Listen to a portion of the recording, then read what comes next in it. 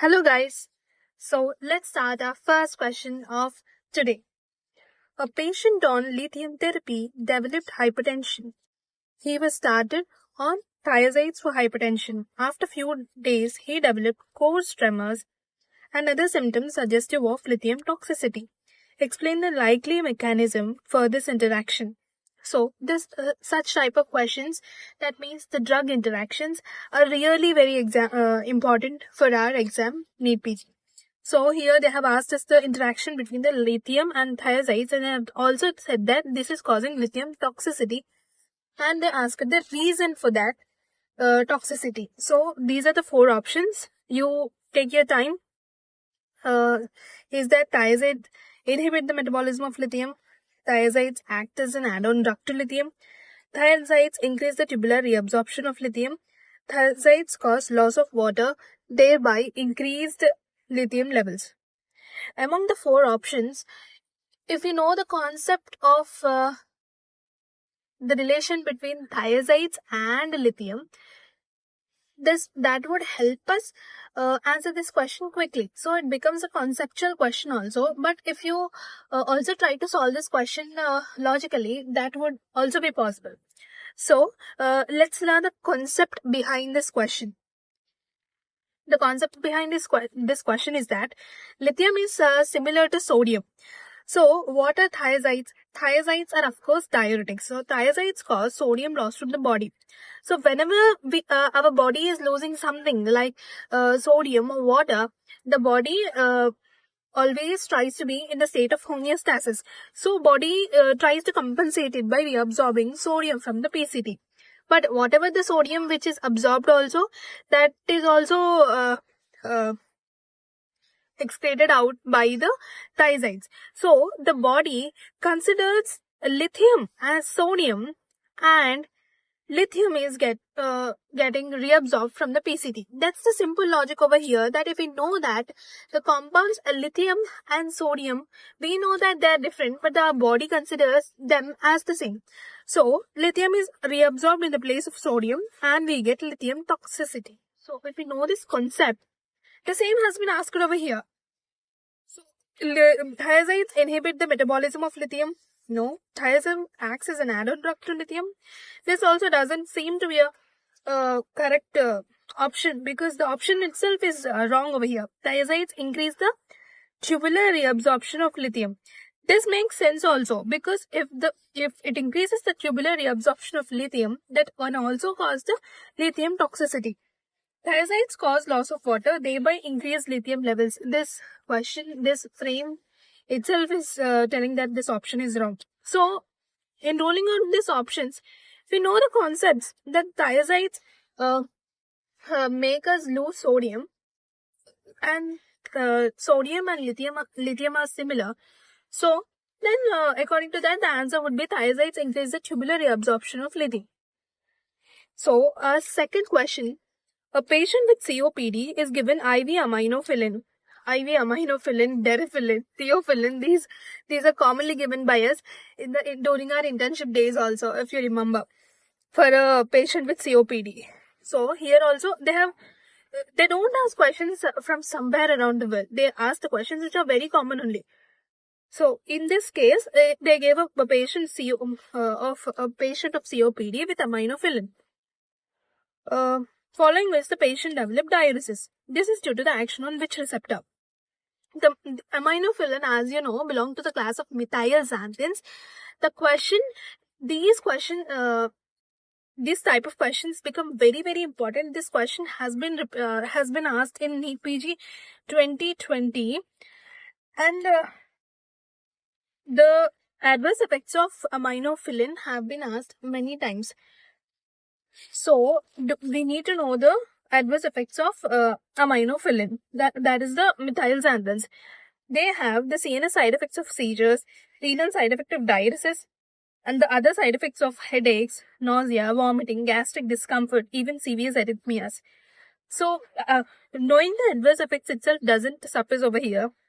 Because of which thing is are we getting this adverse effects is also very important.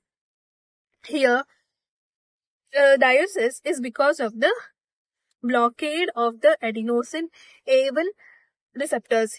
That is, adenosine A1 receptor antagonism is causing diuresis, and phosphodiesterase 4 receptor blockade is causing these symptoms.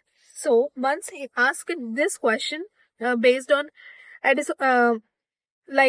diuresis is because of blockade of which receptors. So next time he can ask the headaches are because of which blockade, or in the other way, PDE4 blockade leads to which of the following symptoms except, and he can give headaches, nausea, vomiting, gastric discomfort, except this diuresis, because diuresis is caused by adenosine blockade, and serious arrhythmias are caused by both the blockade of the PDE4 and adenosine. On some other text it's written as PDE3, so you please confirm it, because you are reading it from the main videos.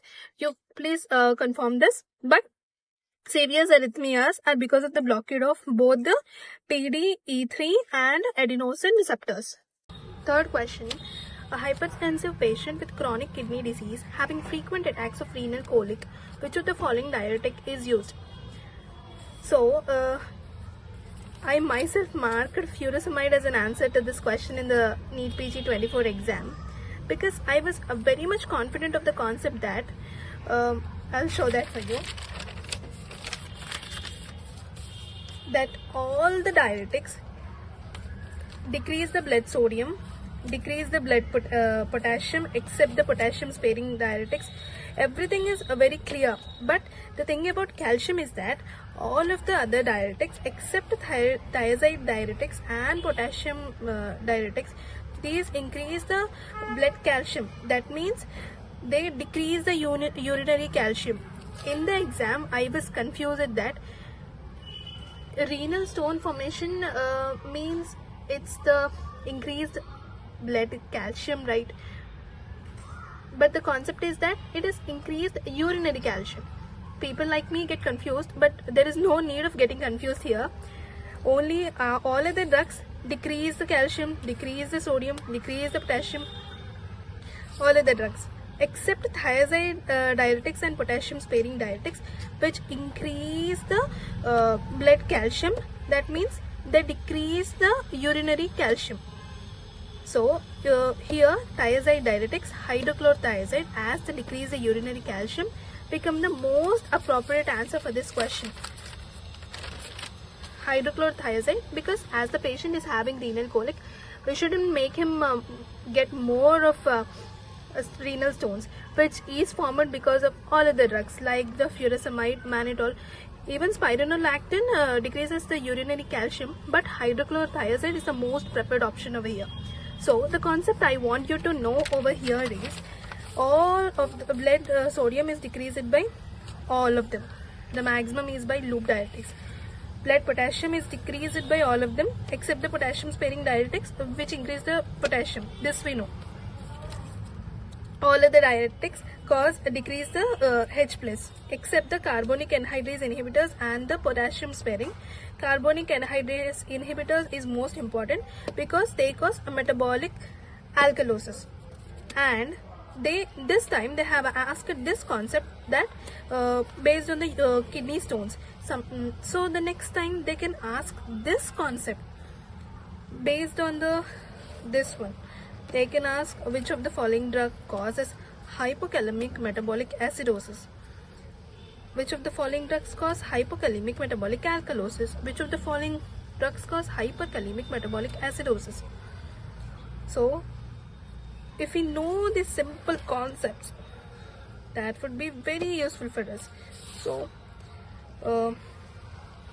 this thiazides more than potassium sparing diuretics, as I said, so they are given as a treatment of choice in the case of hypocalcemia also, as they increase the calcium in the blood, that increase the bone mineral density, and they also reduce the risk of osteoporosis.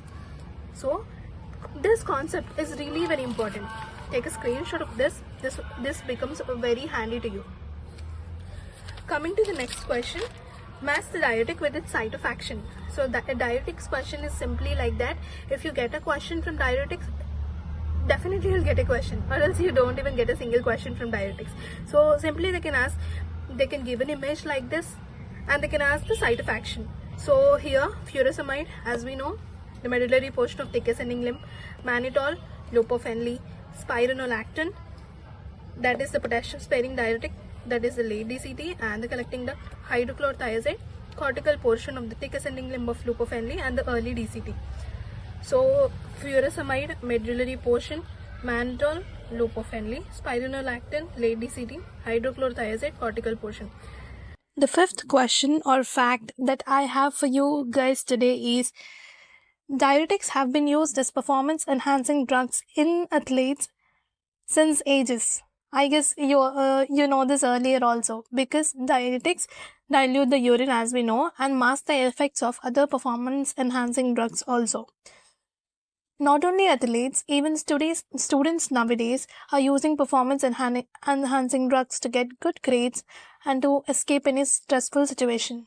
Even preparing for an exam, like highly competitive exams like NEET PG, can be very stressful. I'm not saying that most of you are using any drugs or doing something to escape your stress, but there are statistics showing that students often tend to smoke or drink alcohol or do drugs or just drink enormous amounts of coffee just to escape the stress which comes with these exams. But escaping the stress with these performance enhancing drugs is not the solution. So it would be only helpful to you for a short period of time, but there are many health risks pertaining to these drugs or pertaining to smoking for that matter. As doctors, we already know all these side effects, but still most of us smoke and drink alcohol thinking that I don't have another solution to escape this stress. I'm pointing out this because many people tend to find solutions which are very simple, which are easily available at hand, but they don't try longer solutions like meditation, talking with their friends, just having a quiet walk all by ourselves. So my point over here is don't use performance enhancing drugs. And that's it for today. I'll see you tomorrow.